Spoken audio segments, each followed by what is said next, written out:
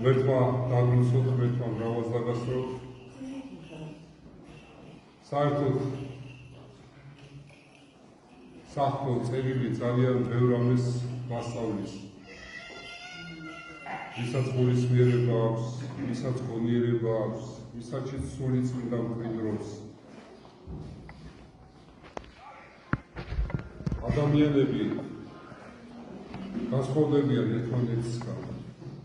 და ყველაზე დიდი განსხვავება იმაში მდგომარეობს, რომ ზოგიერთი არის გონიერი, ზოგიერთი არის უგუნური. უგუნურება იმაში მდგომარეობს, რომ ღმერთი არსებობს, არის ღმერთი, მაგრამ არ ჯერათ. ესენი არიან უგუნური. ხოლო თქვენ, ვინც თქვენი უკდავი სულისთვის ზრუნავთ და წამთ ღმერთი, თქვენ ხართ გონიერი. როგორც დავით მეფსალმუნე ბრძანა, თქვა უგუნურმა გულსაშინათვის არ არის ღმერთი. როცა გულშიც კი გაივლებს ადამიანო ღმერთი არ არსებობს, ის არის უგუნური.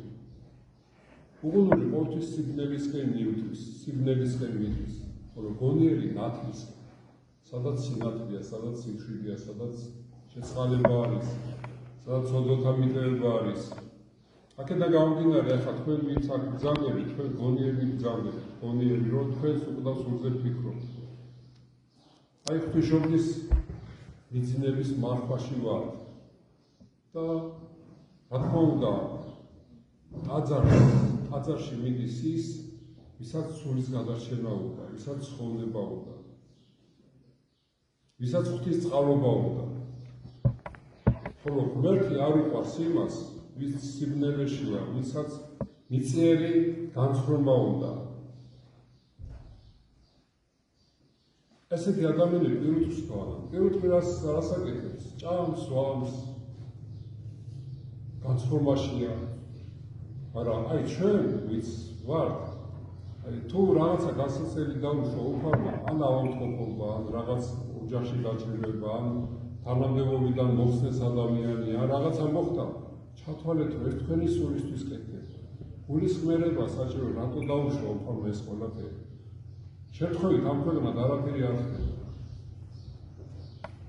ყველაფერი ღვთის დაშვებით არის, ღვთის ნებით და ღვთის დაშვებით. ღვთის ნება მაშინ, როცა ღვთის ნებისაერთ ცხოვრობ, ათწნებას ვიცავთ, მოძღვარს ვემორჩილებით, როცა კურთხევით ცხოვრობ, ხოლო როცა ჩვენ ვცოდავთ და ნიშანს მოგცემს უფალი ზეციდან, თუ გამოვხიზეთ, ეს უკვე ღვთის დაშვება არის. ხშირ შემთხვევაში, აი მაგალითად, დაუშვა უფალმა ავადმყოფობა. აი ავადმყოფობის დროს